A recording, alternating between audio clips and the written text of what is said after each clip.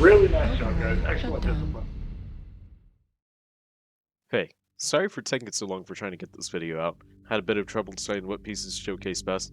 I've had a lot of content to share over these next few weeks. Raw videos for the most part, but otherwise there's about 1 to 2 dozen videos I recorded that are worth sharing.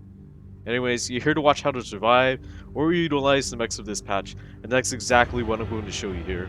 We're going to start with a few mechs that you can play to make the best of the PvC changes, and how to counter them. I won't be going over Gauss and Mask, since those are pretty self-explanatory. Just don't even bother playing the mechs with them at all. Basically broken right now. Anyways, let's get into it. Reactor online. Sensors online. Weapons online. The first mech we're starting off with is the IIC-A. The IIC-A was already well known for its initial PvC quirks that it had, and now they're more useful than ever for PvCs. Usually you're going to want to run ER PvCs or heavy PvCs depending on your playstyle. Either way, whatever you run into will both be strong against any opponent you may come across. The key point here is making use of the terrain and range to your advantage, which I hope you already know, but I'm just letting you know anyways. Getting up on the walls with a ground pounder on this map is fairly easy as long as you're fast enough for it, but not all sides are as easy to get up, but once you know them, you basically have control of a third to half of the center essentially. Your weakness, like many other high points here, is simply watching out for the rotation from the enemy. Take it easy if the enemy is still getting there. Give them 10 seconds or so to settle in before lighting them up, otherwise you're gonna find a few light mechs coming at you to flank. Reactor online. Sensors online. Weapons online. The second mech we'll continue with is the Highlander IIC-A. The A variant basically has a heat scale limit quirk, otherwise known as the ghost heat penalty limit for PvCs. This basically means you can fire 3 ER PvCs without the ghost heat penalty. Granted, you can fire 4, but it's probably only for emergencies when you need to put people down quickly. Otherwise, don't. You're gonna cook yourself over pretty well over. But thanks to its structure quirks, you can handle overheating quite a few times. Cooling's now phenomenal on the mech thanks to the longer cooldown, and with its many double heat sinks, it can basically put down a lot of damage over time if given the chance.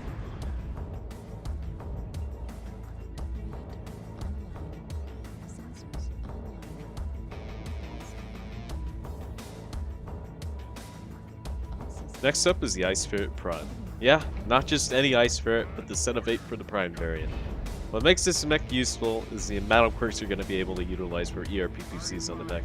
Granted, you are going to have to strip armor in order to mount 2 PvCs. That doesn't really matter considering the other quirks you get with it, including structure and mobility quirks that basically allow you to take a few more scrapes before being put down. But that's the thing about this mech. Speed and mobility is going to be its best friend, just like the Shadowcat. And it's basically an alternative if you don't like jumping around, but even then, it still has its uses.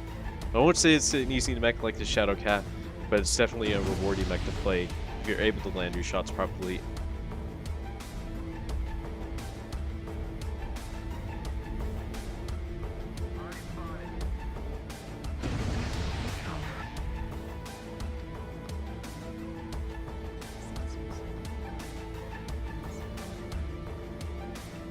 Now what we have here is the Novacat Prime. Like the Ice Ferret, it makes use of its set of 8 quirks to great use, and definitely has some good quirks, which are velocity and range, meaning that you're basically going to be keen on hitting your targets from afar, with ease unlike other unquirked velocity-based clan PvC mechs. With a lot of double heat sinks to help its cooling, it doesn't have much trouble being able to lay down the damage that others would have trouble doing normally at its tonnage. The only weakness of this mech is its arms, so if you see one of these out there, de-arm it, and it basically becomes useless, as it doesn't have any quirks whatsoever to mitigate damage or to be able to tank more hits in its arms.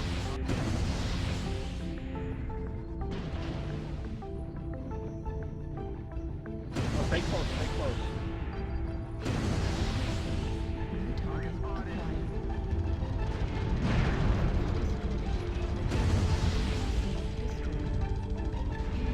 Go for the other one. This one, the other arms. Go for kilos, I think. Good jumping over.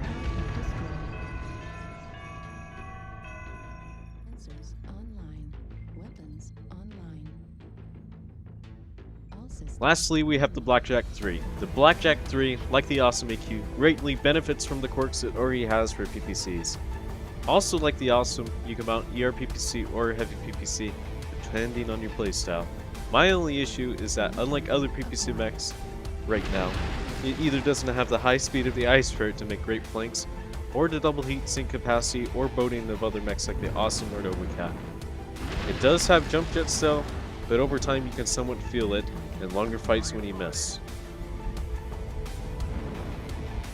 New target acquired. We're getting the fight, guys.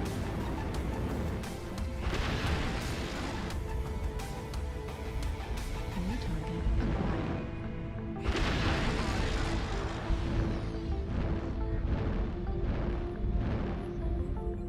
New target acquired.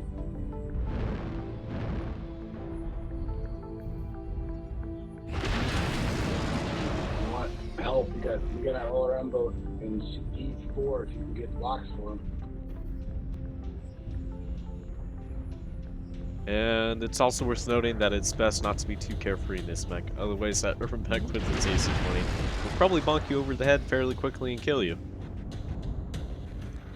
Alright, here's a few mech builds I'll share with you for face value. The builds for each of these mechs and then some will be in the description below. If you want the skill trees for each mech, comment down below and I'll give it to you.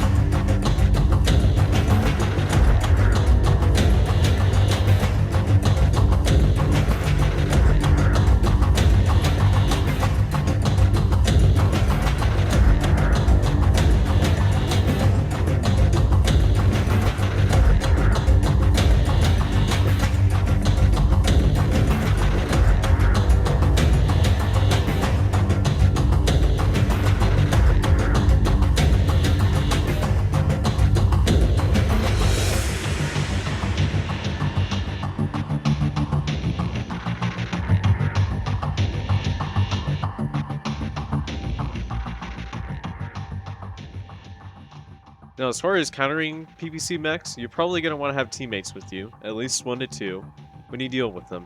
PPC mechs can deal damage pretty well right now, but their main weakness is their cooldown.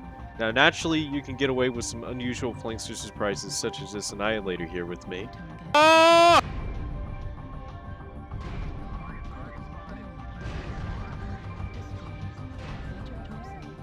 But otherwise, if there's enemies around and you see a PPC mech, you likely want to reposition if it's a bad spot. Because as I said before, these PPC mechs will lay down some serious damage if you aren't careful. Naturally, you can also brute force your way through the rest of the enemy team, granted you have the mindset and skill, and also teammates to do so.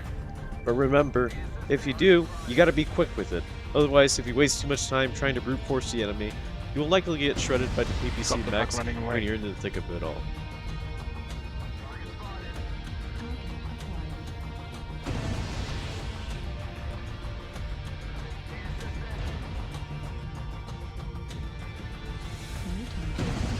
What's the last thing that made the way pull like that? But they also slowed down reload time on the dog. They added 2 damage to the first 2 seconds.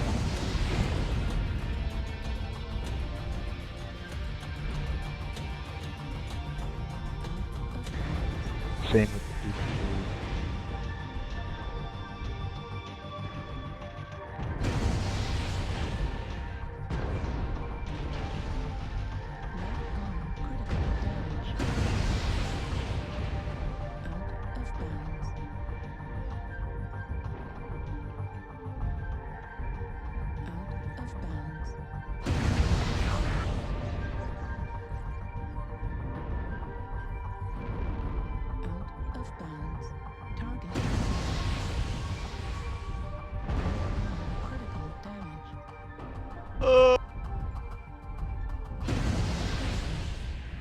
Go away.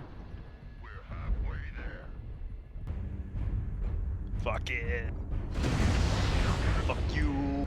Out of bounds. No. Right arm destroyed. Right torso critical. Alright, that's it for now. I tried not to make it Yeah. too long, but if you have any other questions, pop them down below, and I'll get to them as Yeah, soon as good, I can. Dave. Later.